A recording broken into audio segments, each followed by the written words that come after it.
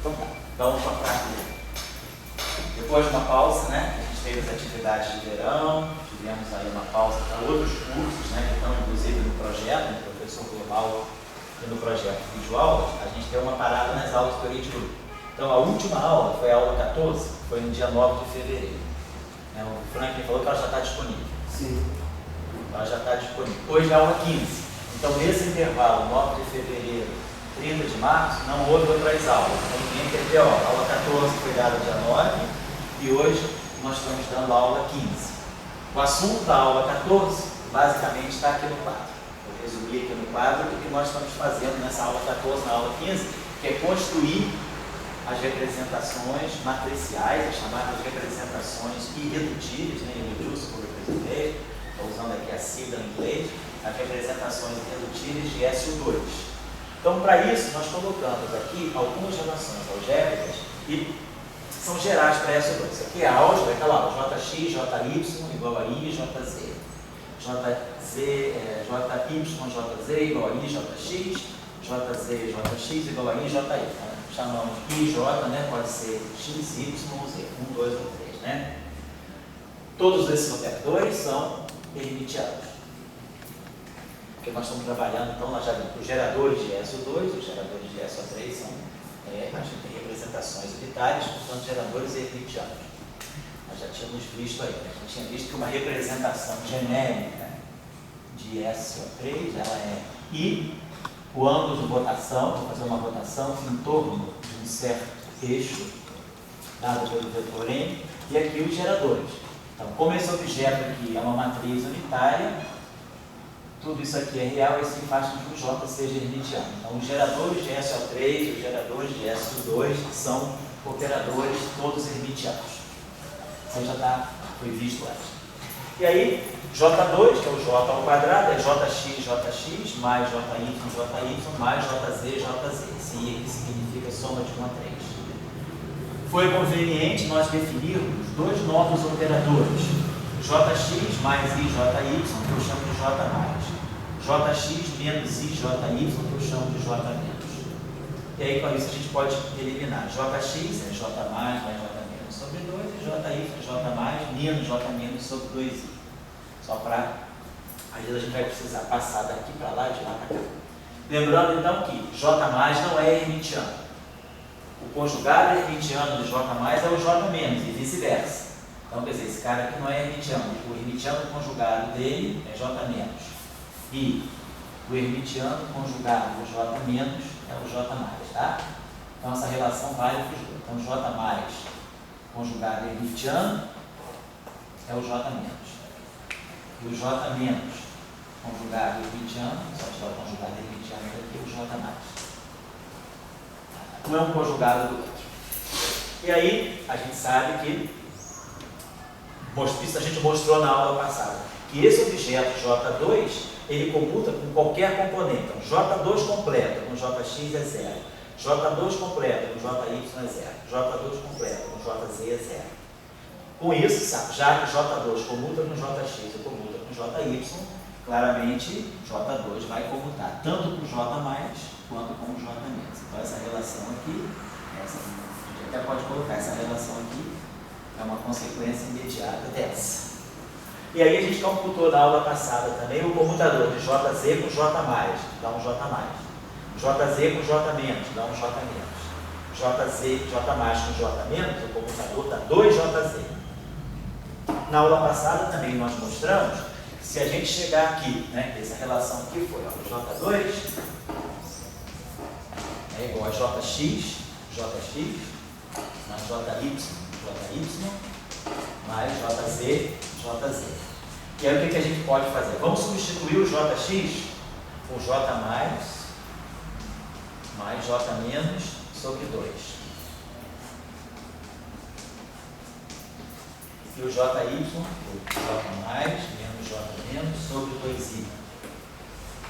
J+, menos J- sobre 2i. Mais JZ. Aí fazemos esse cálculo aqui. J+ vezes J+, dá J+ ao quadrado. J+ vezes J-, J- vezes J+, que não é a mesma coisa, porque essas matrizes não comutam, olha lá. J mais comutador com J menos é 2JZ. Então, eu não posso dizer que J menos J mais é J mais J menos. E depois, J menos ao quadrado. Tudo sobre 4. Depois daqui vem J mais ao quadrado, menos J mais J menos, menos J menos J mais, e mais J menos ao quadrado. Só que esse cara aqui vai aparecer com um sinal menos, porque tem o I2, que é o menos 1. Então esse cara vem com sinal menos, então vai dar, esse termo vai ficar todo com sinal trocado. Então esse cara aqui vai cancelar esse cara aqui vai cancelar esse. Então esse termo mais esse termo dá J2, J mais J menos, mais 2, J menos J mais J, isso aqui sobre 4. Então a gente fica com J mais J menos, mais J menos J mais sobre 2. E aí eu uso J menos J mais, uso essa relação aqui. J mais J menos é igual a J menos J mais 2JZ. Então esse cara aqui é J menos J mais, vai dar um sinal 2, vai dar um fator 2, J menos J mais JZ. 2JZ sobre 2. Então fica aquela primeira relação lá. J2 vai ser J menos J mais JZ ao quadrado mais JZ. E aí, ou então faço o contrário, eu substituo J menos J mais como sendo J mais J menos 2Z. Então essas duas relações aqui foram derivadas fazendo esses espaços simples aqui. Então não vou nem repetir, só estou relembrando o som.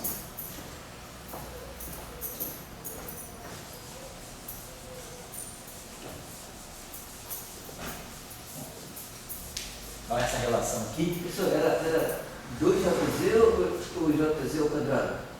Tem o JZ ao quadrado que vem que fica lá. E quando eu expando isso aqui, fica JX ao quadrado, mais JY ao quadrado, mais JZ ao quadrado. Então o JZ ao quadrado está guardadinho no eixo lá. E esse JZ sem potência 2, ele vem quando eu troco J mais com J menos através dessa relação. Ah, tá. Certo? Certo? Esse cara aqui fica congelado, no eixo dele hora nenhuma. Esse cara aparece por causa dessa relação. Ah, não, você não botou ali, mas ele está lá. Tá. Isso aí sim. Botei aqui, mas ele está lá. Então a gente fez a seguinte coisa. Como J2 comuta com JX, comuta com JY, comuta com JC, quando nós lembramos aí da aula de Brenner, mostrando lá na aula passada, que quando duas matrizes comutam, elas podem ter um alto valor em comum, né? Quando eu tenho uma matriz MV igual a lambda V. Então, se eu pegar aqui uma matriz M, multiplicar isso aqui por M, né? Isso aqui é MV igual a lambda MV. Se MN comuta, então MN igual a NN, V igual a lambda NV. Então, se V é um alto vetor de M, um alto valor lambda, NV também é um alto vetor de M com alto valor lambda. Então, essa matriz, e se elas duas comutam, esse cara aqui, ele automaticamente, eu posso, ele é um alto vetor de V de N também. Então, duas matrizes que comutam, elas podem ser, um vetor pode ser, um vetor, ele pode ser autovetor simultâneo de duas matrizes que comutam com seus respectivos autovalores. Então, como J2 comuta com JX, com JY, com JZ, nós escolhemos, é convenção, nós convencionamos, vamos sempre trabalhar assim, escolher o JZ, podia escolher JX, podia escolher JY, vamos escolher JZ. Então, nós vamos estudar todos os vetores que são autovetores simultâneos de J2 e de JZ, os seus respectivos autovalores, que são distintos. Então, V, ele é um autovetor de J2, um autovalor lá. V é um autovetor de JZ, um autovalor 5. Então, isso aqui é possível porque J2 e JZ comum. Então, a minha ideia é essa. Se eu sei a ação de J2 sobre lambda, sobre V, eu sei a ação de JZ sobre V, vai ser fácil nós tirarmos também depois a ação de Jx e de Jy. Sabendo isso, eu sei, vou poder determinar quem são os Jx e Jy. Por isso que isso é chamado de uma representação. A ideia é essa. Porque se eu sei que V é autovetor de J2 e que V também é autovetor de Jz, então, claro, eu sei como é que Jz atua em V. Jz atua em V através de Xi, né? Vezes a matriz e identidade. J em V, a mesma coisa.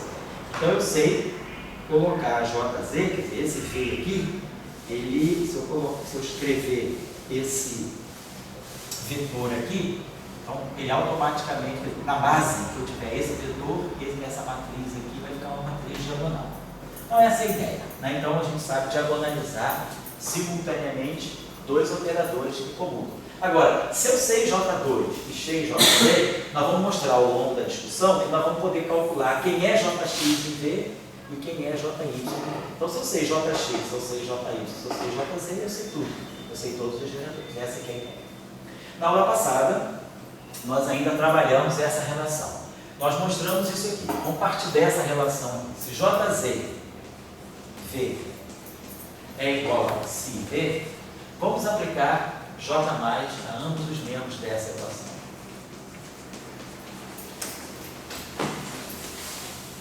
Agora, quem é J mais? Quem é J mais? Essa relação aqui. Ó. Jz, J mais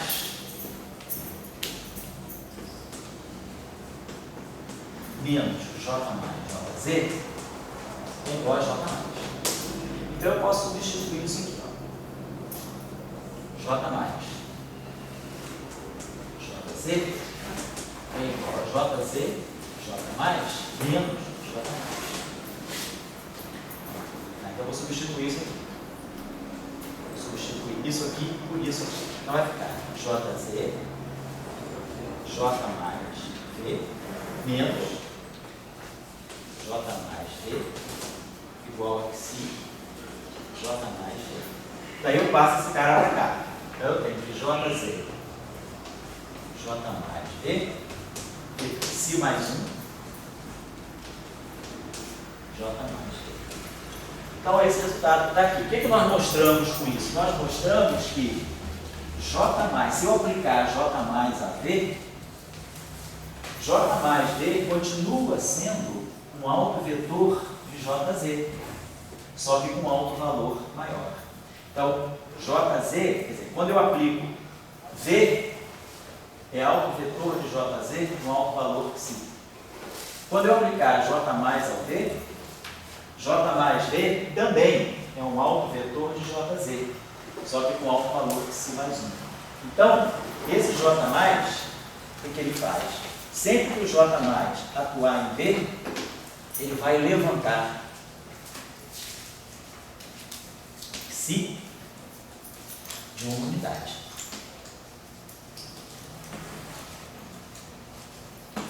Se eu tiver J mais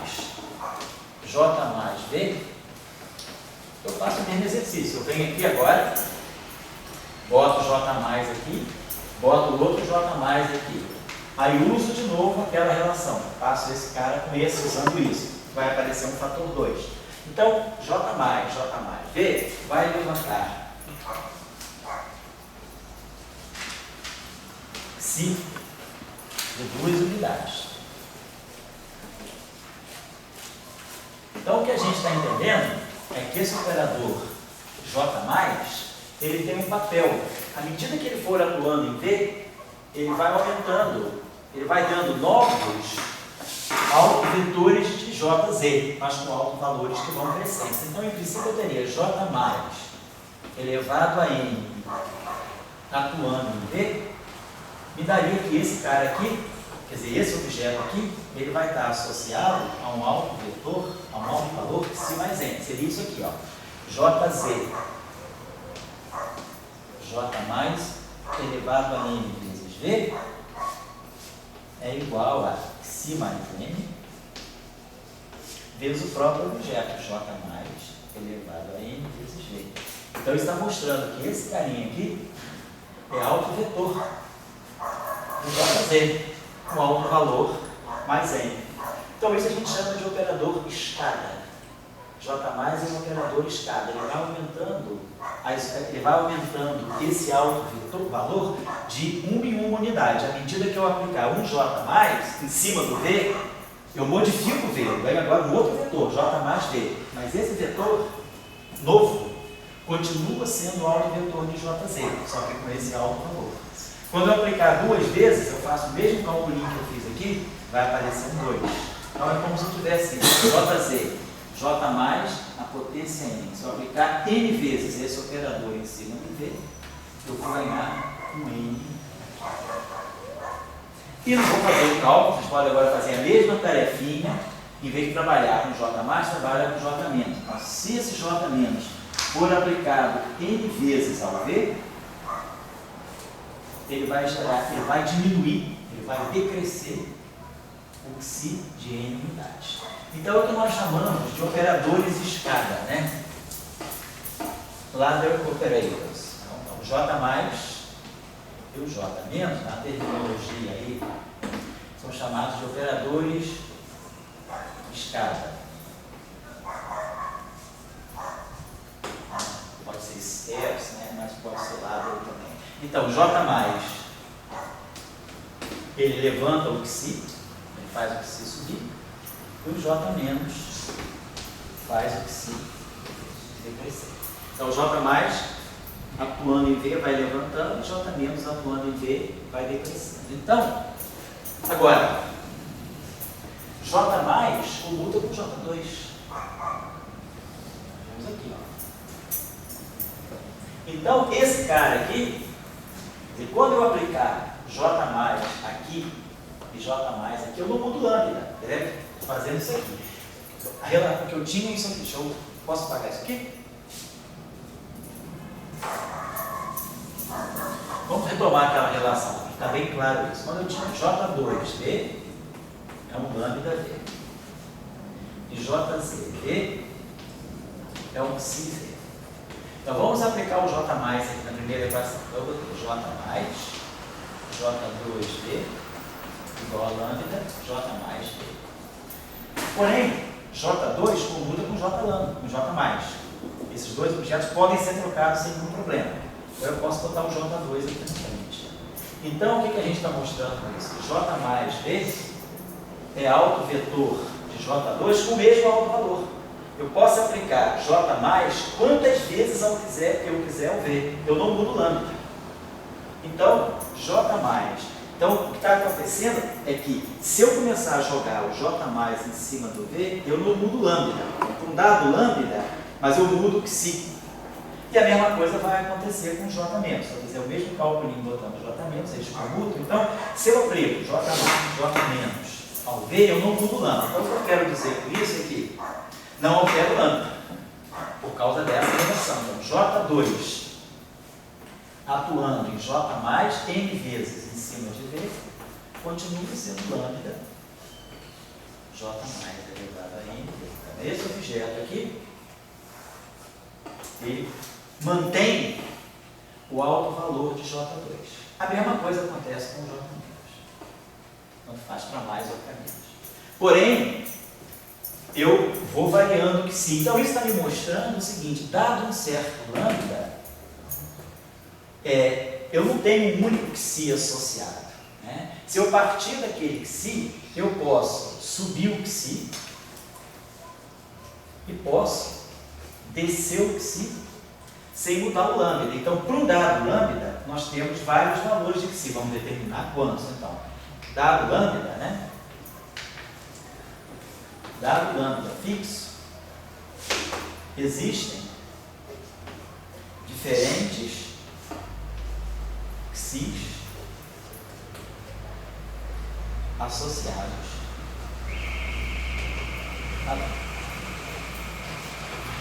Então nós precisamos agora saber se esses psis podem variar indefinidamente ou não. Está claro o conceito?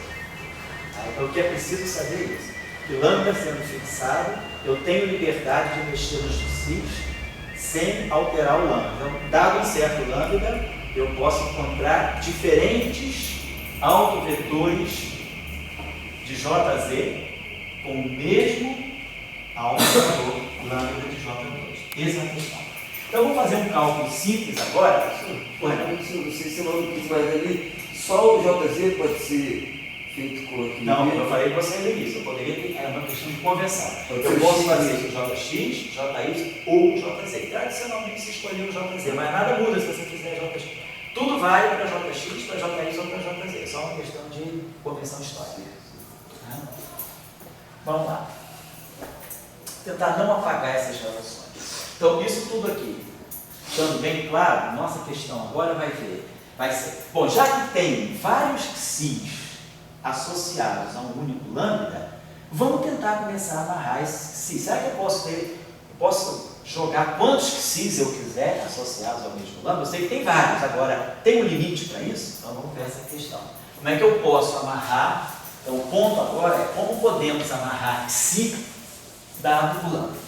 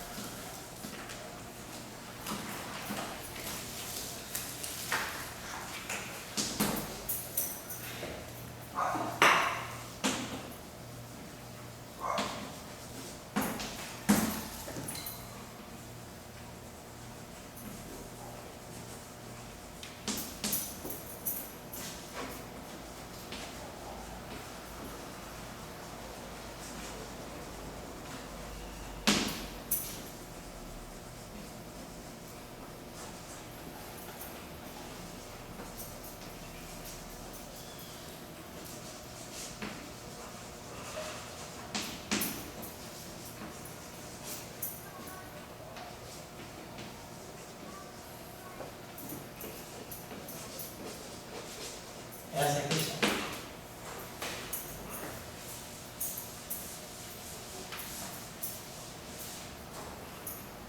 Então, vamos fazer a seguinte observação.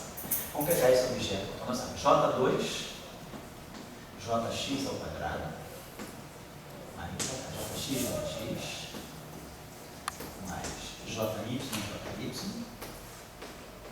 mais Jz, Jz. Isso é J2, tá certo? Vamos aplicar essa igualdade em cima do V. Então, vamos colocar aqui no meio. Então, J2V é igual a Jx, Jxv, mais Jy, Jy, mais Jz, Jz. Então, nós sabemos, J2V é lambda V. Jx, não sei, vou deixar aqui Jx, Jx em cima de V, eu não sei. Jy em cima de V, também ainda não sei. Mas Jz em cima de V, eu sei da xi. Então Jz, xi dá xi V. Mas aí vai aparecer outro Jz, V vai dar xi V. Então vai ficar xi ao quadrado. V. Beleza. Agora vamos fazer o seguinte truque assim. Isso aqui é uma equação, isso aqui é um vetor coluna, isso aqui é um vetor coluna, vetor coluna, vetor coluna. Isso aqui é uma matriz. Isso aqui não tem nada, é identidade. Então eu tenho esse vetor. Então, como isso aqui é uma equação matricial, isso aqui, na verdade, no final do dia, essa equação ela é um vetor coluna, vamos aplicar ao lado esquerdo dessa operação, vamos multiplicar essa equação por V dado, multiplicar pelo vetor V deitado. Então, isso aqui vai ficar lambda V dagger V. Vai ser igual a V dagger Jx, Jx, V. Mais V dagger Jy, Jy, V. Isso aqui é uma matriz, está preso, não pode sair. Então esse vetor é como se eu tivesse, eu boto o vetor deitado, tenho essa matriz Jx ao quadrado e tenho V aqui, fazendo isso. Tem um vetor deitado, uma matriz e um vetor coluna. Isso faz pleno sentido. Então essa equação no final do dia é o escalar. Isso aqui é o produto escalar, de V com V. Então isso aqui é um número, isso aqui é um número e isso aqui também vai ser um número.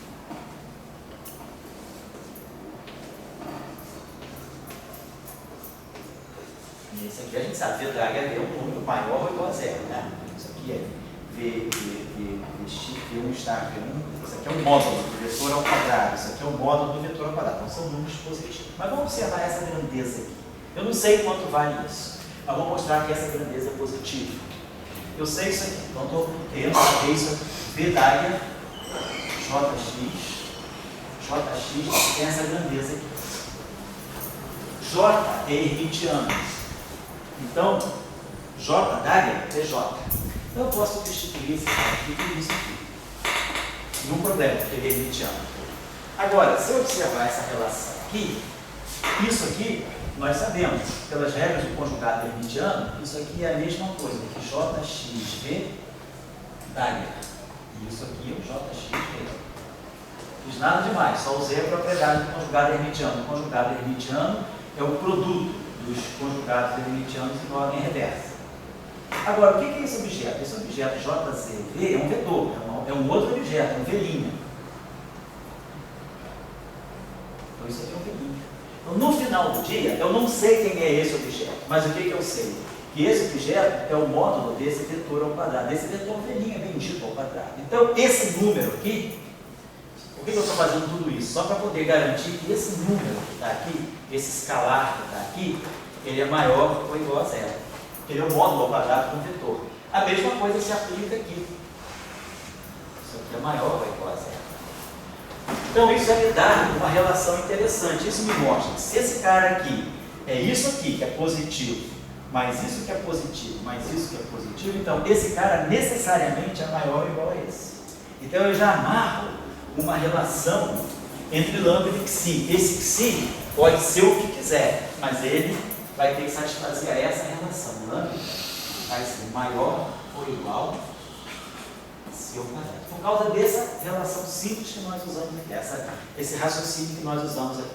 Partimos daqui, aplicamos isso ao vetor V e usamos a condição de alto valor de alto vetor aqui e de alto vetor aqui. Deixamos isso aqui indeterminado.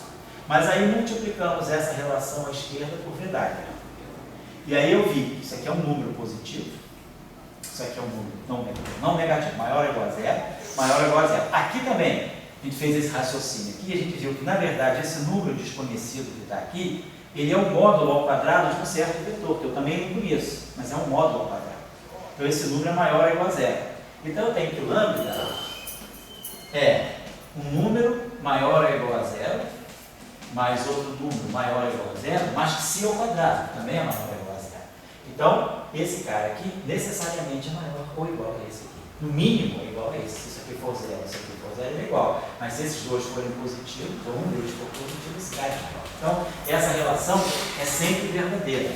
Então, eu posso querer variar o xi à vontade, mas eu não posso ultrapassar um certo valor. Essa relação aqui, ela pode me mostrar o seguinte, que se lambda é maior ou igual, lambda é positivo, então, né? Porque isso nós já tínhamos visto na aula passada. J2 é um operador, né? J da área, né? J2 é um operador hermitiano. A gente pode até colocar aqui, eu coloquei. Já até colocar essa observação. J2. Como cada um deles é hermitiano, J2 da área é igual a J2. Então, se eu tenho um operador hermitiano, né? Então se eu tiver isso aqui é JX, JX, isso aqui é JI, JIV. Então, se eu multiplicar isso aqui por verdade, né? E esse cara aqui eu sei que é positivo, isso aqui vai ser a norma, isso aqui vai ser JIV, área, JIV. Então, esse objeto, esse operador aqui, ele é positivo, né? Esse lambda aqui necessariamente é positivo. Por causa dessa relação aqui. Isso aqui vai ter que ser J2, esse aqui vai ter que ser lambda, detalhe. Então esse lambda, não tinha escrito aqui, mas desde isso deve estar implícito que esse valor lambda ele é maior ou igual a zero. Por construção, porque J2 é hermitiano. Então quando eu digo que J2V é igual a lambda D, sem saber ainda quem é lambda D, sem saber quem é V, eu sei que lambda tem que ser maior ou igual a zero por causa dessa relação. J2 é um operador hermitiano. Os componentes JI são um operador hermitiano. Então, esse operador aqui é um operador definido positivo. Ele é um operador cujos autovalores sempre vão ser maiores ou iguais a zero por causa dessa relação Então, eu já sei desde partida que o lambda é positivo, ou zero, no mínimo.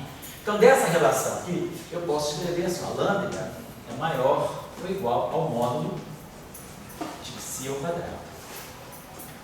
Então, se lambda é maior ou igual ao módulo de psi ao quadrado, isso significa que o módulo de psi é menor ou igual à raiz quadrada de lambda.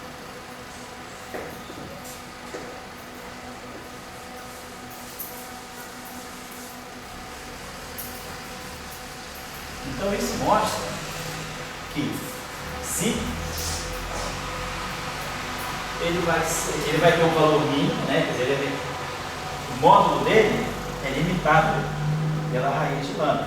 Então, ele tem um valor máximo e tem um valor mínimo. O módulo dele vai ter que estar sempre menor do que a raiz de lambda. Então, existe, então, quer dizer, então, se é limitado. Significa isso que existe? Existe um psi máximo. Vamos chamar de psi máximo? Vamos chamar de psi max. E existe um psi mínimo. Vamos chamar de psi mínimo. Por quê? Por causa dessa relação aqui, essa relação que limita o psi. Esse psi ele tem que ter um módulo sempre menor ou igual à raiz de lambda. Então, se o módulo então pode ser que ele tenha um valor máximo positivo, quer dizer, isso aqui na verdade está dizendo que menos raiz de lambda é menor ou igual a psi, é menor ou igual a raiz de lambda. Então, psi é limitado por 2 valores. Então, eu já sei que, tudo bem, não amarrei muito ainda, mas eu já sei que dado o lambda, o meu psi não pode superar um valor máximo e nem pode estar abaixo de um valor mínimo. Então, tem 2 limitantes para o psi. Já é um dado que eu tenho na mão. Deixa eu apagar essa relação agora aqui. Isso está bem na cabeça de vocês. Vou apagar isso aí.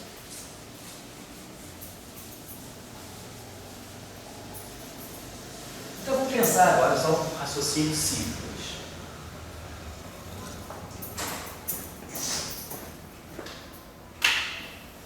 O que nós tínhamos visto? Nós vimos que J+, sempre que estiver atuando em V, ele vai fazer o psi, né? Ele vai corresponder a um psi aumentado de uma unidade. Então, J+, sempre que for atuando, eu posso varrer, tem aquele V, eu posso atuar J+, quantas vezes eu quiser no V, eu vou crescendo os psis. Mas o psi tem um valor máximo, ele não pode superar um certo valor máximo. Então, suponhamos que eu pegue o valor máximo de psi. Suponhamos o seguinte, então eu vou partir do V, então cada vez que eu atuar, quando eu atuo com J+ no V, vamos pensar o seguinte, vou colocar assim, ver se essa anotação fica clara para vocês. Esse nosso V, como eu tinha escrito lá, ele depende do lambda do psi. Foi assim que a gente já colocou lá no início. Porque esse V está associado a um alto valor lambda de J2, que é positivo. E está associado ao valor psi do Jz. Então, cada V é amarrado por um lambda e psi.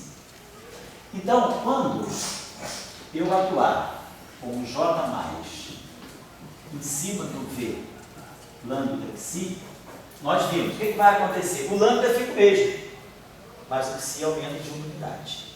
Então, eu vou chamar isso aqui, para não ficar carregando essa anotação, né? Vamos fazer o seguinte, então. Eu vou chamar, só para poder ficar mais claro, esse V aqui, né, quer dizer, que nós estávamos chamando de V lambda psi, eu vou passar a chamar assim, V de lambda psi. Vamos fazer isso aqui. Só para dizer, esse V aqui, eu sei que ele tem alto valor lambda de J2 e alto valor psi de Jz. Quando eu aplicar o J+ em cima dele, em cima desse V lambda psi, eu vou ganhar um novo V. V diferente. Tem o mesmo lambda, mas que tem um psi mais 1. Aumentou de uma unidade. Então esse V que está aqui, né, não é o mesmo V que está aqui. Vamos chamar isso aqui então de, vamos chamar isso aqui de um V1. Só para dizer que é um V que tem um psi aumentado de uma unidade. Se eu fizer isso aqui, J+ ao quadrado atuando em V, lambda psi, isso aqui vai me dar um outro vetor V2, diferente de V1 e diferente de V, que tem o mesmo lambda, mas que tem em si aumentado as duas unidades. Certo? Então, à medida que eu for atuando com J mais em cima do V, eu vou aumentando o psi. Agora, existe o psi máximo, que eu não posso passar dele. Então, isso significa que quando o J mais tocar no V, que for de lambda, do valor máximo de psi, o J mais, ele não pode, ele aumentaria isso aqui de uma unidade, mas isso aqui já é o valor máximo. Então, esse J mais atuando nele tem que ser zero, porque senão superaria o valor máximo. Então, quando eu chegar no V máximo, eu vou atuar o J mais, ele não pode me tirar, ele não pode fazer o psi ultrapassar o valor máximo. Então, o único jeito é ele, quando atuar lá, quer dizer, a ação dele em cima desse cara tem que ser nula, porque senão ele ultrapassaria esse cara de unidade. Então, o J+, ele tem que ter essa propriedade, ele tem que ter a propriedade de quando ele bater nesse V, vamos chamar aqui V máximo, né? Quando ele bater nesse V, que está associado ao mesmo lambda, mas que está fazendo o psi, quando eu chegar no último valor de psi, o J+, quando o psi está fixado por lambda, eu não posso ultrapassar esse valor. Então, o único jeito é eu impor que J+ atuando nisso dá zero, para eu poder ficar dentro dos limites estabelecidos. Então, essa relação aqui, ela me diz que tem uma hora que eu tenho que parar. Dado um certo lambda, eu não posso atuando, eu vou atuando, mas tem uma certa hora que eu vou parar. Quando o J+ tocar no psi máximo, ele vai dar zero. Então, vamos partir desse fato. Então, isso aqui não está ali na aula, isso aqui eu imponho. Isso aqui eu imponho para poder não violar os limites que a álgebra me impõe. O que a álgebra me impõe é que tem que ter um psi máximo. Para o dado lambda, eu não posso superar esse psi máximo. Então, como eu sei que J vai atuando toda a vida, eu tenho que dizer, não, J+, ao bater no cara máximo, ele tem que zerar, para poder não ultrapassar, não furar um resultado que a própria álgebra tira as coisas. Então, isso aqui eu ponho isso aqui para construir a minha representação. Então, o operador J+, ele vai crescendo, crescendo, crescendo, mas quando ele atingir, depois de N vezes, não sei quanto, depois de N vezes, ele vai chegar no valor máximo. Aí ele pode passar. Professor, isso teria alguma exemplificação física? Tem exemplificação física. Vamos ver, por exemplo, que isso aqui diz que quando tem um certo momento angular na mecânica quântica, eu não posso, a componente do momento angular não pode ultrapassar o próprio valor do momento angular. Está dizendo que a componente de um vetor não pode ser maior do que o módulo de um próprio vetor. Mas a gente sabe que se um vetor V tem tantas componentes, o módulo dele é raiz quadrada de V1 ao quadrado, mais V2 ao quadrado, mais V3 ao quadrado. Então, o módulo de V tem que ser maior do que o módulo de V1, tem que ser maior do que o módulo de V2, tem que ser maior do que o módulo de V3. Então, qualquer componente de um vetor tem que ter um módulo daquela componente que é menor que o módulo do vetor. É isso que essa relação diz. Bom, então vamos dizer que isso aqui seja zero. Partindo disso aqui, isso aqui é zero. Isso vai me permitir chegar a uma conclusão sobre quem é o psi máximo. Vamos fazer o seguinte cálculo aqui. Vamos atuar. Vamos atuar aqui com J menos. Vou fazer o seguinte, vou pegar essa relação, J menos, J mais, V máximo, de lambda, psi máximo, é igual a zero. Certo? Eu estou partindo disso aqui, estou só aplicando o operador J menos à esquerda. Agora vamos usar essa relação, acho que é isso. Vamos usar aquela relação. Ó. J mais, J menos. J menos, J mais é J2. Dá aquela relação lá de baixo, à direita. J menos, J mais é J2 menos JZ ao quadrado. Menos JZ. Estou usando essa relação aqui. J2 menos JZ quadrado menos JZ. Agora eu sei, J2 atuando em V máximo, não importa, esse V, todos esses V vez que eu estou variando, eles mantêm o lambda. Então, o alto valor é lambda. O J2 atuando em V máximo, isso aqui, vai me dar lambda, o próprio V máximo. Esse aqui. JZ atuando nesse cara, JZ, ele sempre pega, esse cara aqui tem sempre alto vetor, ou tem sempre alto valor, psi do JZ. Então, se eu estou pegando agora o psi máximo, quer dizer, o JC atuando nesse cara, vai dar psi máximo. Então, esse cara aqui vai ficar menos psi máximo ao quadrado V máximo. Porque a gente sabe que JZ, sempre que atuar esse cara aqui, é sempre alto vetor de JZ, com esse alto valor. Então, se esse cara aqui está ao quadrado, vai dar esse alto valor ao quadrado. E aqui vai dar JZ atuando nesse cara, esse cara é alto vetor dele, com esse alto valor. Então, aqui vai ficar menos psi máximo V máximo. Isso tem que ser igual a zero. Como eu estou supondo que o vetor não é nulo, então eu posso fatorar esse vetor aqui. Posso pegar essa relação aqui, botar em evidência o V máximo. Posso fazer isso aqui, apago isso aqui, apago isso aqui, apago isso aqui. Estou dizendo que isso aqui, atuando em V máximo, é igual a zero.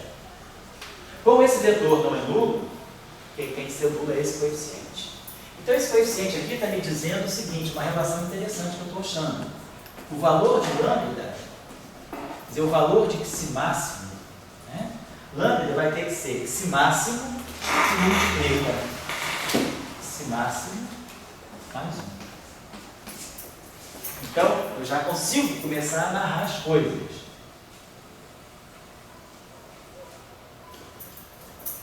Lambda, tá, quer dizer, se eu souber, depois eu vou tentar amarrar isso mais, mas eu já sei que tem uma relação agora. O lambda, né, o valor máximo de psi possível, para o dado lambda, está ligado dessa forma. Se eu tenho um certo lambda, o valor máximo de psi vai ter que satisfazer essa equação aqui. O valor máximo de psi não é qualquer, então psi máximo vai apagar isso aqui. Então, isso aqui é uma equação. Tipo, se eu quisesse saber dado lambda, então olha só, psi máximo ao quadrado mais psi máximo menos lambda é igual a zero. Então, isso significa que eu posso resolver. Isso aqui é uma equação do segundo grau de psi máximo. Dado lambda, eu posso saber quem é psi máximo. Psi máximo vai ser menos 1 mais ou menos raiz quadrada de 1 mais 4 lambda sobre 2. Então, como lambda é um número positivo, né? Isso aqui é sempre maior ou igual a zero, esse número que está aqui vai ser sempre maior do que 1. Né? Então, se eu pegar essa raiz negativa, esse psi máximo está dando negativo. Então, vamos deixar assim. De qualquer maneira, eu sei, dado o lambda máximo, dado o lambda, eu já sei que não é o psi máximo. O psi máximo tem que satisfazer essa relação. Então, vamos guardar essa relação, vamos guardar dessa forma. Essa relação é importante para nós.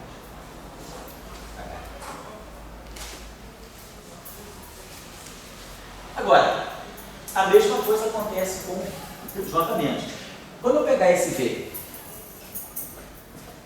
e começar a atuar com J-, o J- vai me produzir, atuando nisso, vai me produzir um certo vetor que eu vou chamar de V1 til, só para distinguir. V1 til, que vem para... Mas só que o J- vai fazer esse cara diminuir de uma unidade.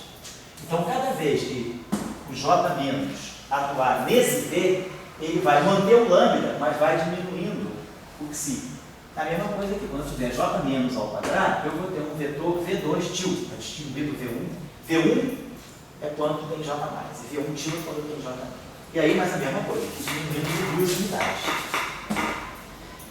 Então, eu sei que eu sei também que eu tenho que chegar a um psi mínimo. Então, digamos que eu tenha um vetor V associado ao valor mínimo do psi. O lambda não muda, nós já vimos que eu posso atuando com o J- sem mudar o lambda. Então, eu vou mantendo esse lambda e eu vou jogando a escada para baixo. E aí, eu vou ter um psi mínimo. E aí, claro, abaixo desse mínimo, eu não posso descer. Então, o meu operador J-, ele também vai ter que separar, ele vai ter que parar uma certa hora. Quando ele bater em cima daquele V que é mínimo, isso aqui também vai ter que ser zero. Para garantir que eu respeito o limite mínimo, de que se não pode superar nem o valor máximo, nem descer abaixo de um valor, nem descer abaixo do valor mínimo. Então, o J-, que traz ele para o mínimo, quando bater no cara que é mínimo, ele tem que zerar, porque senão ele vai cair para mais abaixo, aí não pode. Mesmo raciocínio daqui, eu aplico o ponto. E aí agora eu faço essa mesma coisa, eu vou agora atuar com J+ em cima de J-. Tudo isso são novas maneiras de vocês, às vezes, fazerem. É uma tecnologia da teoria de grupo, são métodos que a gente vai aprendendo com a teoria de grupo. A gente vai ensinando esse tipo de raciocínio para a gente montar representações. Então, o J+, isso aqui está, na verdade, dentro de uma cadeia mais universal, num curso mais avançado de teoria de grupo, que eu vou dar no segundo semestre. Isso aqui está associado com o que a gente chama de teoria de grupo, em geral, para qualquer grupo. Eu estou fazendo para SO2, mas isso vai valer para qualquer grupo. É o chamado diagrama de raízes, ou diagrama de pesos. A gente vai criar uma rede de pesos, e isso aí é o que a gente faz para construir as representações. Método geral para qualquer grupo. Eu estou fazendo para SO2, mas isso aqui vale para qualquer grupo de nível. Então, isso já está tudo no computador, já tem programa para isso, a gente não precisa mais fazer isso à mão. Eu estou fazendo isso por S2 só para vocês aprenderem um exemplo na vida. Depois, quem quiser, isso aí já está tudo informatizado. J+, J-, vamos aplicar. Aplicando, quer dizer, então, essa relação aqui vai continuar sendo zero se eu colocar um J+ aqui. O Maple 17 saiu com... O Maple 17 saiu... 17. Certo? Um novo pacote para teoria de grupo. Ah, já saiu do pacote. Oi, Tião, tchau aí. Já saiu do pacote para teoria de grupo. Um novo pacote. Um novo pacote. Já tinha um. Já aperfeiçoou, né? Já aperfeiçoou o pacote. Isso. Então tá lá. Isso aqui é zero. Beleza. Mas quem é J+, J-? Vamos usar essa relação aqui, ó. J+, J- é J2.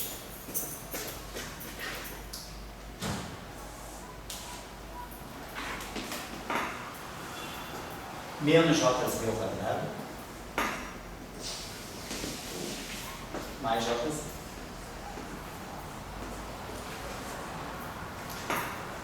Isso tem que ser igual a zero, está tendo em cima do V'. Então vamos apagar isso aqui. E vamos agora fazer o mesmo cálculo que a gente fez antes. J2 atuando em V', não muda o lambda, vai dar o mesmo lambda. Jz ao quadrado atuando em V' vai ficar menos que C' ao quadrado.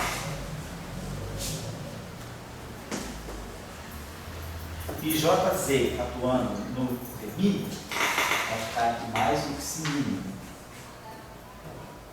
Isso aqui atuando no V' igual a zero. Como esse vetor não é zero, eu quero põe aqui, estou pegando todos os vetores são não nulos, né? Porque autovalores, autovetores, né? Quando a gente fala uma coisa é autovetor, o autovetor, por definição, é um objeto não nulo. Então, aqui. Então, isso aqui é não zero. Então, quem tem que ser zero é isso aqui. Então, eu tiro uma outra relação com o mesmo valor de lambda. Isso está me dizendo que lambda tem que ser o Psi que multiplica o Psi menos 1.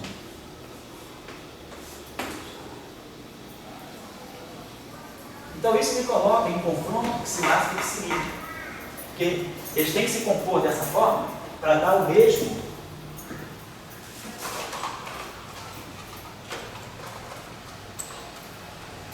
Eles têm que se compor dessa forma para dar o mesmo lambda. Então lambda é isso aqui.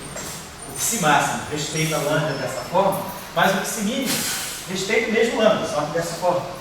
Então eu tenho uma equação agora que me relaciona Psi máximo e Psi mínimo. Então eu tenho aqui Psi máximo ao quadrado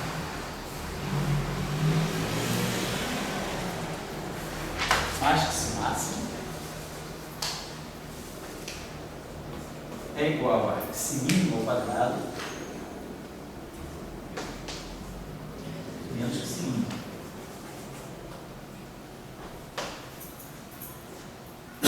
Então, vamos dizer, o posso resolver um em função do outro. Eu tiro o xi mínimo em função do xi máximo, ou o xi máximo em função do xi mínimo. Vamos resolver essa equação desse modo. Vamos resolver a equação para xi mínimo. Vamos dizer que eu fico, se eu souber quem é o máximo, como é que quem é o mínimo? Xi mínimo ao quadrado menos xi mínimo menos xi máximo ao quadrado mais xi máximo igual a zero. Então é a relação que sai daqui. O lambda é xi máximo mais 1, ou o lambda é xi mínimo menos 1. Eu ganhei essa equação dessa. Olha essa aqui.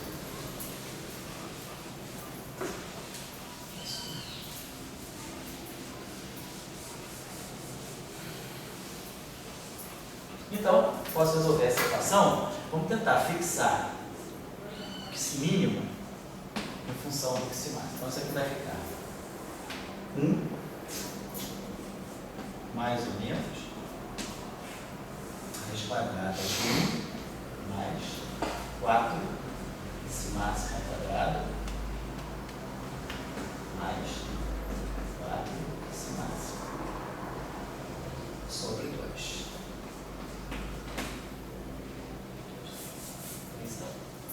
Beleza. Isso aqui é um quadrado perfeito.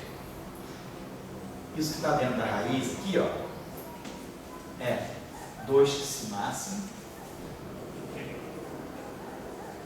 mais 1 é isso?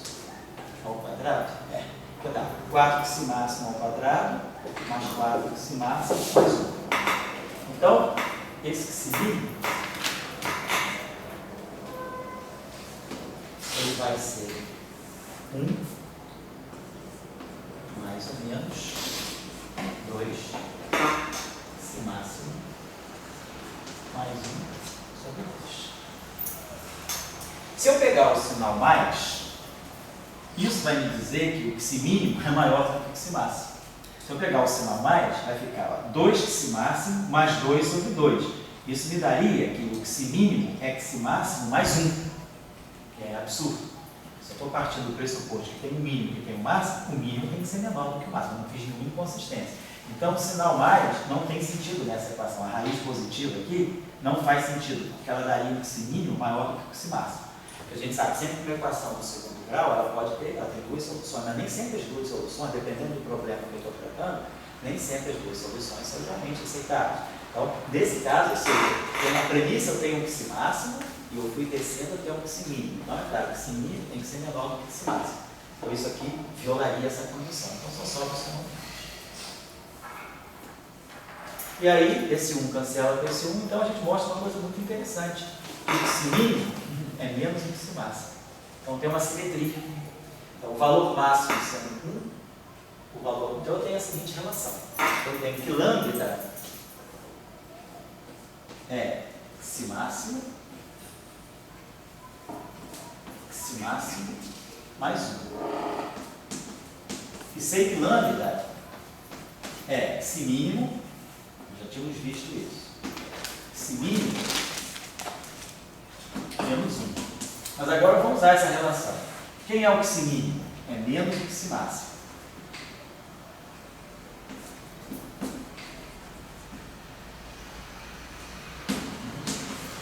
Quer dizer, isso aqui é diferente.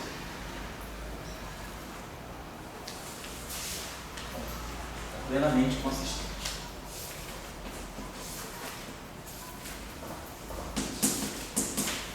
Então eu já sei uma coisa interessante. Dado um certo lambda, mas eu ainda não sei relacionar o valor exato, né? Então eu tenho isso aqui. Dado um certo lambda, eu tenho associado a esse dado lambda, assim, né? Eu tenho aqui um xi máximo e esse xi máximo vem para cá, o xi mínimo, que é menos do que xi máximo.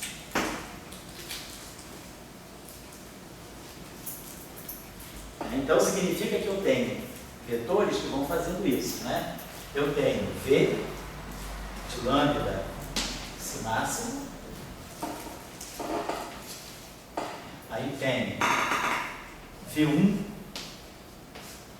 lambda xi máximo menos 1. Aí eu vou descendo até chegar a um V, vou botar aqui V máximo, vou até chegar a um V mínimo de lambda menos que xi máximo.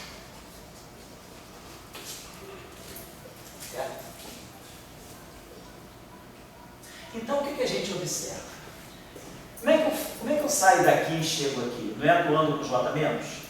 Eu venho aqui, atuo com J menos, desço uma vez.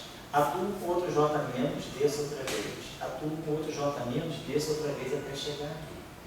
Então, isso significa que, se eu for diminuindo de 1 em 1 unidade, eu vou ter xi máximo menos 1, xi máximo menos 2, xi máximo menos 3, até chegar ao xi mínimo. Então, isso aqui mostra que o xi mínimo, que é menos o xi máximo, é o xi máximo menos n, um número de vezes, eu não sei quantas, mas eu tenho que aplicar um número inteiro de vezes. Eu passo do xi máximo, aí atuo uma unidade, desço uma unidade, depois atuo outra vez, desço 2 unidades, desço 3 unidades. Quer dizer, eu vou ter que atuar com um J menos até chegar no xi mínimo. Mas o xi mínimo é menos o xi máximo. Então, o xi mínimo vai ser o xi máximo menos o número de vezes que eu atuei com o operador J menos. Está claro? Então, a gente tem uma relação interessante. A gente mostra que 2 xi máximo tem que ser um número inteiro.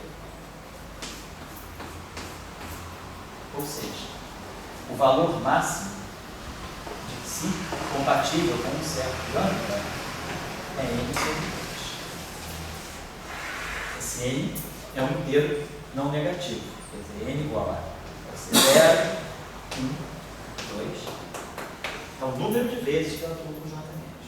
Isso é uma regra de quantização. Não é mecânica quântica. Tem uma mecânica quântica, tem pura teoria de grupo. Mas eu estou mostrando que uma grandeza física, que é o alto valor associado a um certo operador, ele não pode ter qualquer valor.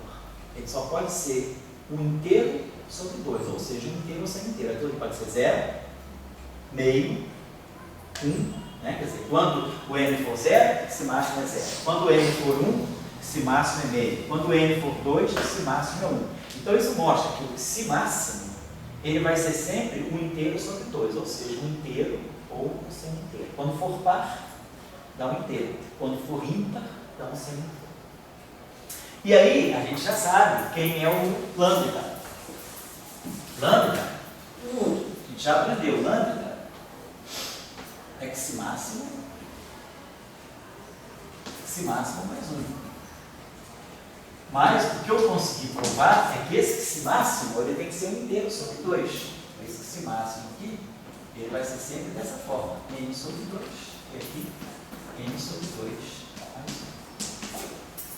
E aí a gente agora, isso é uma questão de notação. Né? Para seguir a notação histórica, a gente associa, a gente passa a chamar lambda, a gente já passa a chamar esse valor n sobre 2, quer dizer, esse xi máximo, xi máximo, eu vou passar a chamar de J.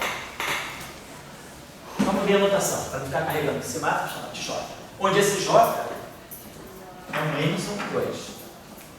Então esse J pode ser 0, pode ser meio, pode ser 1, pode ser 3 meios, pode ser 2.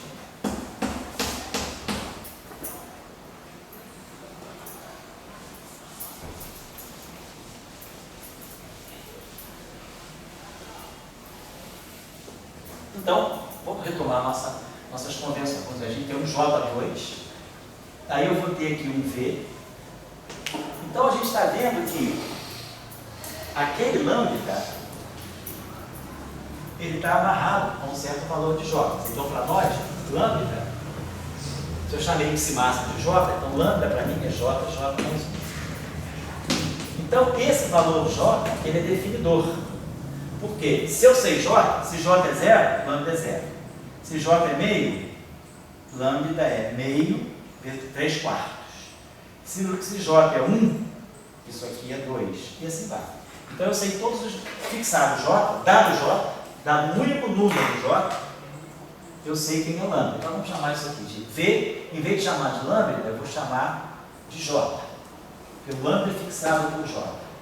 E aí nós temos o Xi. O Xi pode variar.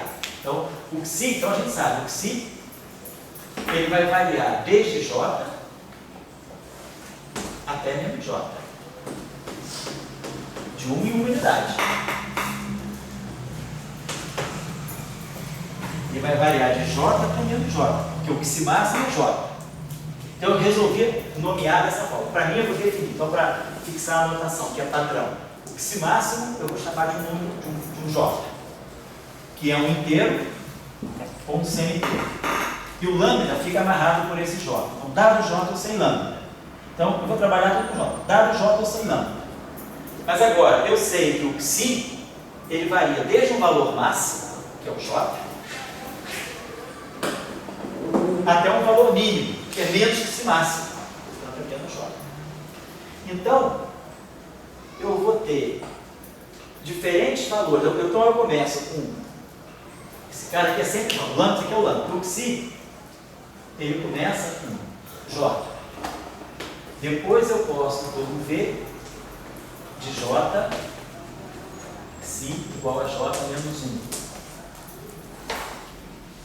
E aí nós vamos descendo a escada até um V de J menos, que é o valor, que é o Xi mínimo.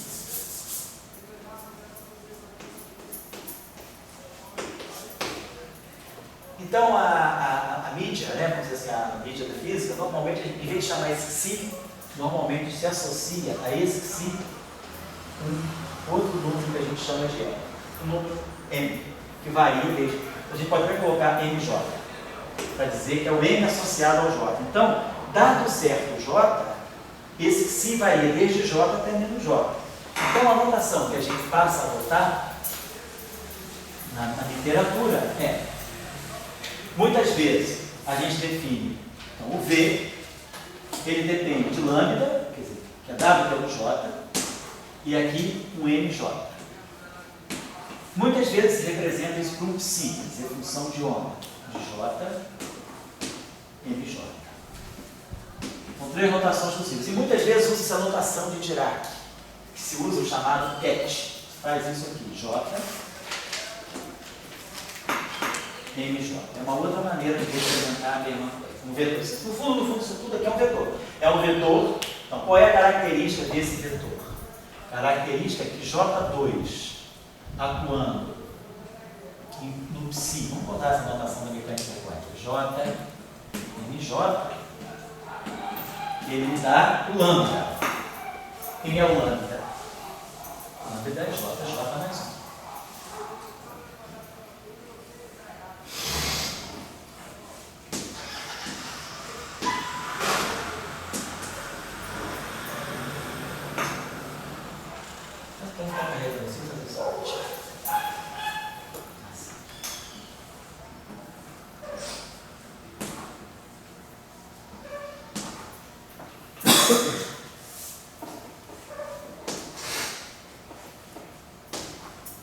Que é caracterizado por um J e por um M. Tá, esse MJ, né? Então esse J pode ser qualquer inteiro sem inteiro.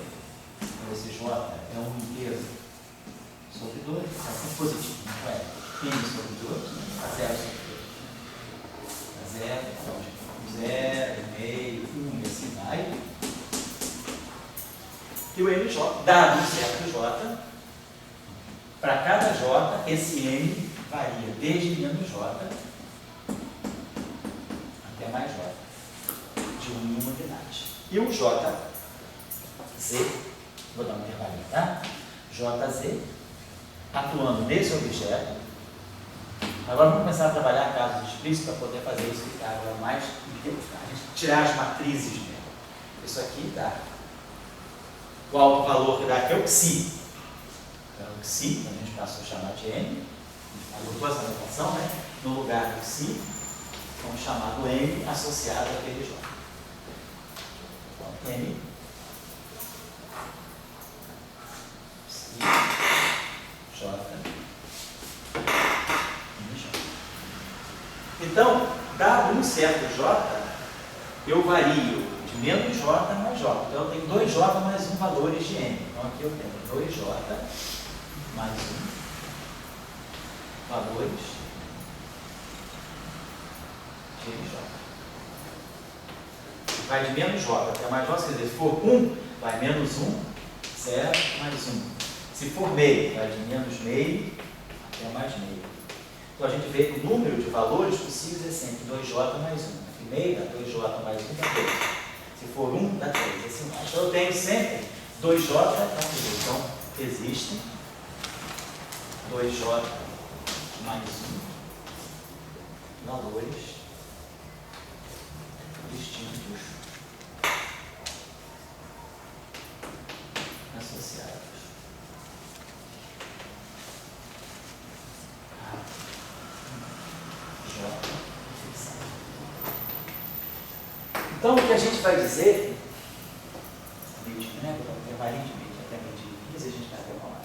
Então, o que eu estou querendo dizer é que, quando a gente constrói as representações de S2, a gente vai caracterizar cada representação por um valor J. Quando a gente for fazer isso na mecânica quântica, na próxima aula, eu vou aplicar isso pelo momento angular, a gente vai ver que eu posso descrever o momento angular orbital ou spin. No caso do momento angular orbital, esse J só vai poder tomar valores inteiros. 0, 1, 2, 3. No caso do spin, pode ser inteiro ou sem inteiro. O spin do elétron é meio. O spin do fóton é 1. Então, na próxima aula, vamos distinguir, vamos aplicar isso não tem nada a ver com mecânica quântica. Na próxima aula, simplesmente tudo que vai acontecer vai entrar um H cortado aqui.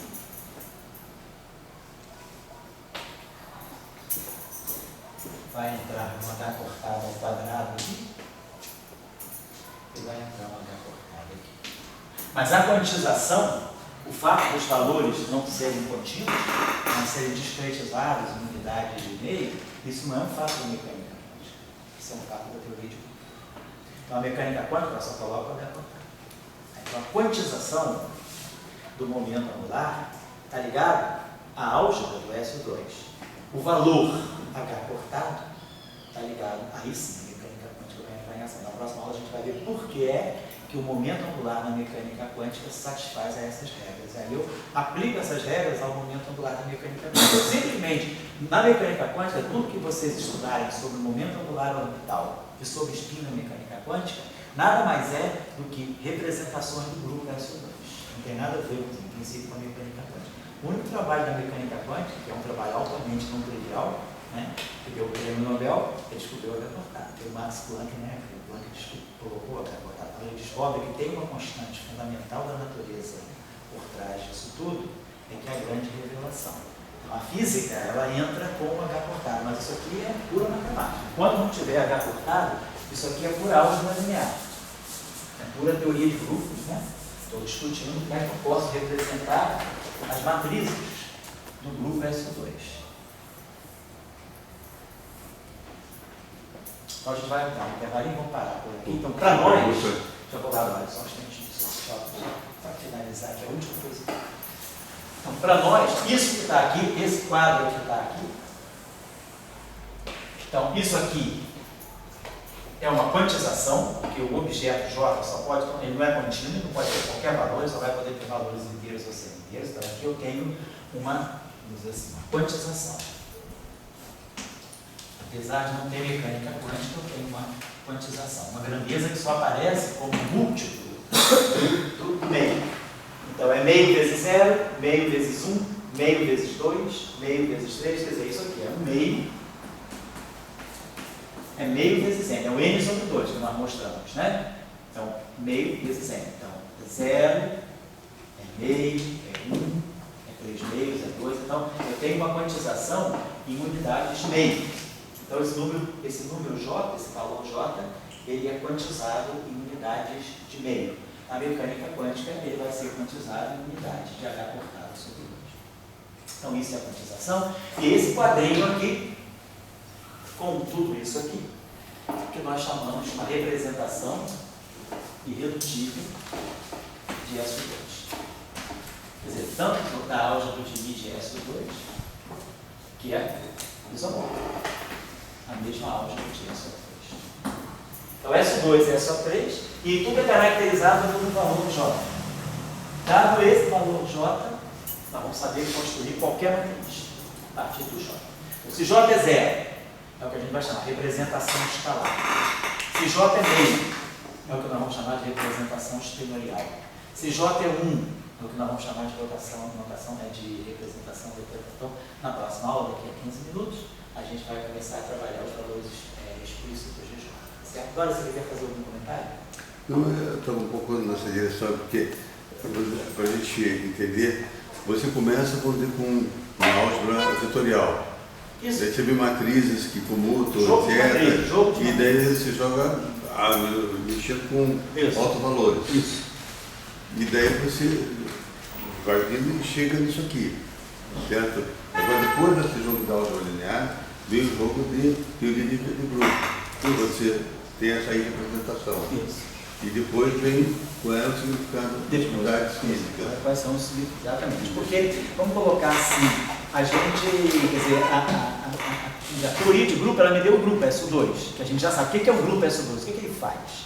O que o grupo SO3 faz? Nós já vimos aqui diversos momentos do curso uma relação entre SO3 e SO2. SO3 representa as rotações no espaço físico. SO2 representa as rotações no espaço interno. Né? Então, aqui a gente até já tinha feito a brincadeira. Se o mundo acabar, o nosso mundo é isso aqui. É o mundo tridimensional, x, y, z. Mas a gente sabe que associado a esse mundo tridimensional existe um outro mundo.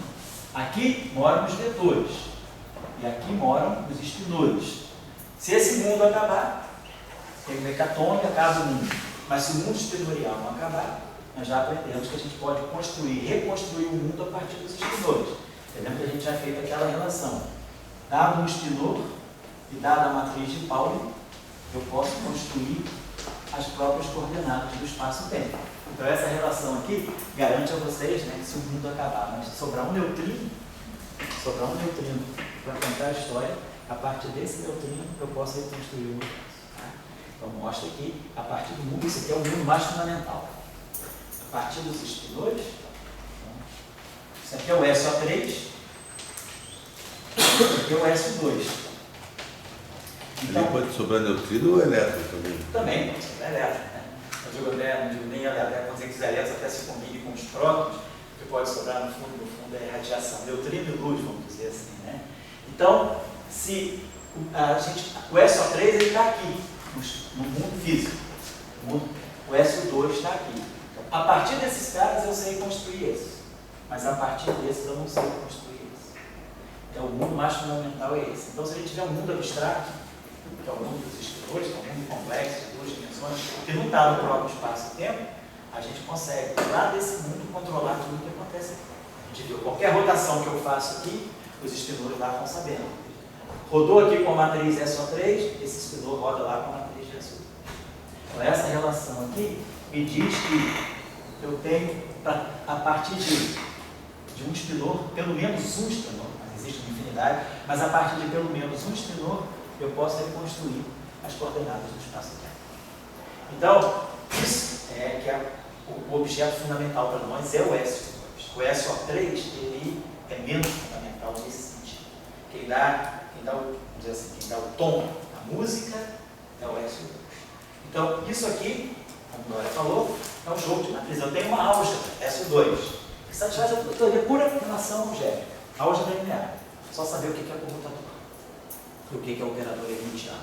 Com aquilo tudo, a gente constrói que os vetores que podem estar em espaços onde aqueles objetos vão ser matrizes, o que eu quero fazer no fundo, quando eu digo que eu estou construindo uma representação irredutível, eu estou achando um espaço vetorial onde aqueles objetos todos, onde JX, JY, JZ, por conseguinte, J2, por conseguinte, J mais, por conseguinte, J menos, vão ter expressões matriciais. Isso que significa, em teoria,